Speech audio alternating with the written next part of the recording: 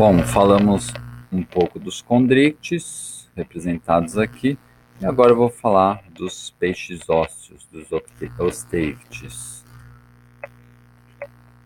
Bom, os osteichtes são divididos basicamente em dois grandes grupos, os Actinopterigi e os Sarcopterigi, sendo que nós fazemos parte do grupo dos Sarcopterigi, que são conhecidos como peixes de nadadeira lobada. E a grande diversidade dos peixes ósseos está dentro dos Actinopterigi. A característica básica, emblemática, que permite diferenciar esses grupos tem relação com a anatomia das nadadeiras pares. Então, num Sarcopterige, a nadadeira, ela tem uma musculatura vasta e ela tem ossos densos com articulação, como está sendo representado nessa parte aqui. E os Actinopterigi, eles têm uma musculatura pouco desenvolvida e finos ossos paralelos na região da nadadeira em si. Os actinopterídeos, como eu já falei, eles são o grupo mais diversificado dentre os peixes aqui, uma simples representação da diversidade de formas dentro do grupo, tanto em termos de forma como de comportamento. Eles formam cardumes, esse daqui eu já abordei com algumas pessoas que fizeram outro geobiologia comigo, é o linguado. A maior parte dos peixes achata dorsoventralmente quando vivem junto ao substrato. O linguado, ele achatou lateralmente. Esse grupo, ele apresenta opérculo. O opérculo é uma estrutura que fica associada às brânquias e basicamente ele permite um fluxo de água para a respiração do animal. Boa parte dos tubarões, eles precisam se manter deslocando sem parar para ter o fluxo de água necessário para poder respirar.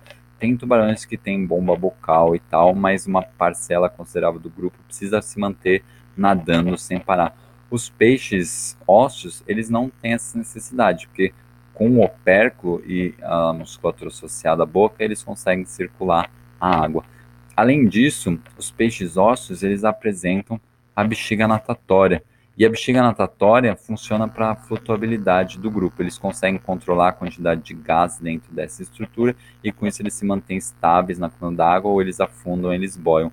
Alguns tubarões, eles precisam se manter nadando ativamente, porque do contrário eles afundam.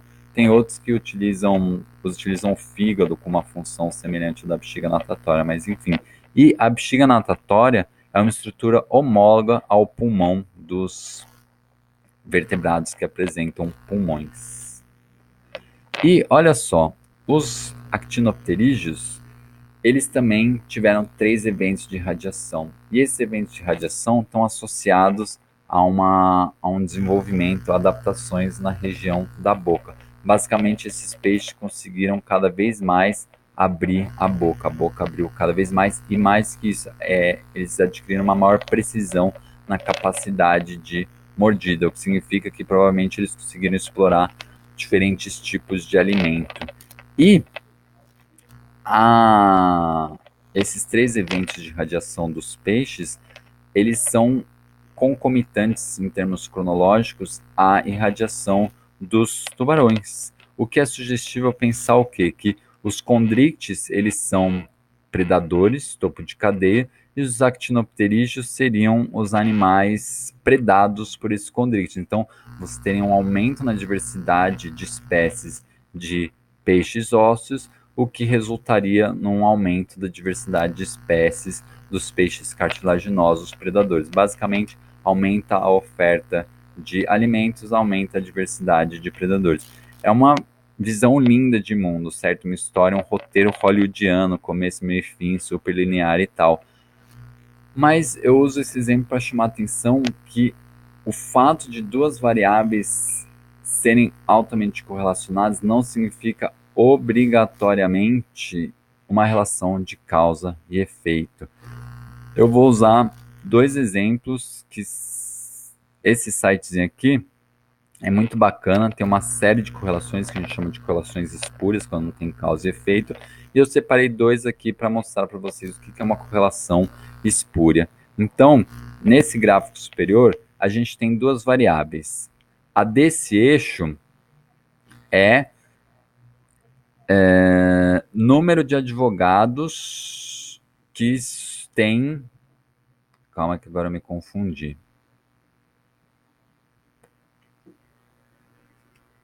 Ah, tá.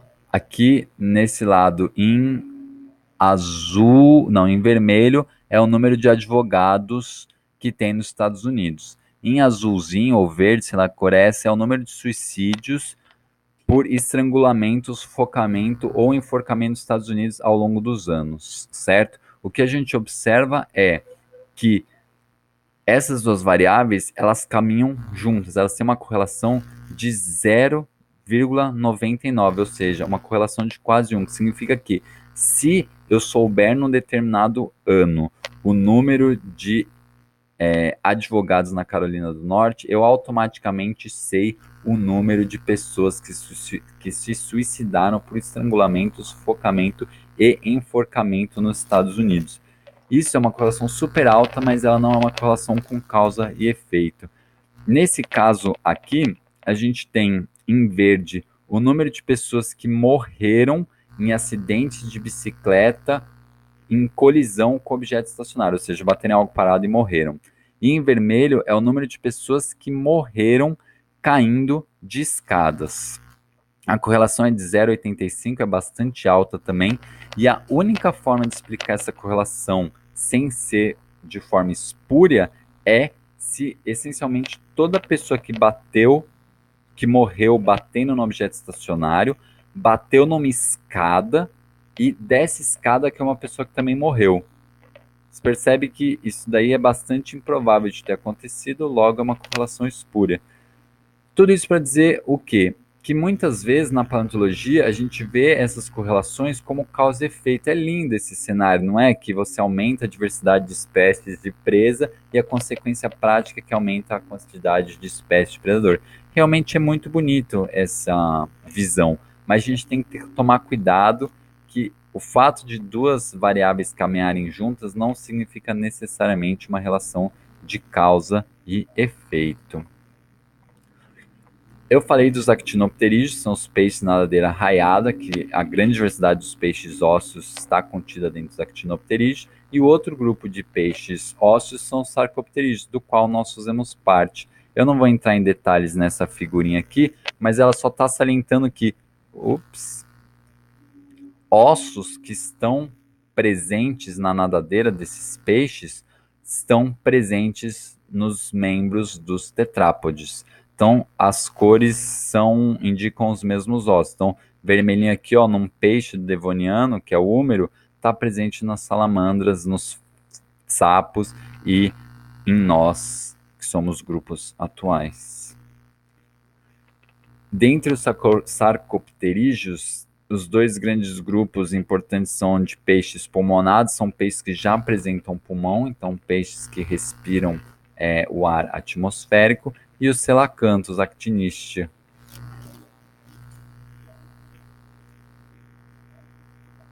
Bom, resumo da ópera, então, a gente abordou hoje os peixes, começamos falando dos peixes sem maxila e sem mandíbula, dentre eles dois grupos extintos, os tracodermos e conodontes. Depois entramos no grupo dos peixes com maxila e com mandíbula.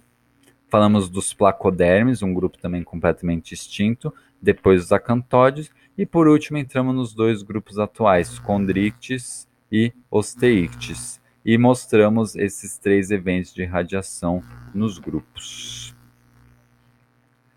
E só lembrando que a vida nos oceanos apresentava grande diversidade de vertebrados e há muito além disso. Não é só para mostrar no Ordoviciano, essencialmente peixes sem maxila e sem mandíbula. No Devoniano, a gente já tem uma diversidade muito grande de formas. A gente tem os peixes ainda sem maxila e sem mandíbula, como os tracodermes aqui, mas já temos os peixes com maxila e com mandíbula. No Devoniano também temos predadores de tamanho bastante considerável. No Mesozoico entram grupos que não são peixes nessa história toda, e no Cenozoico são os grupos que a gente conhece ainda na atualidade.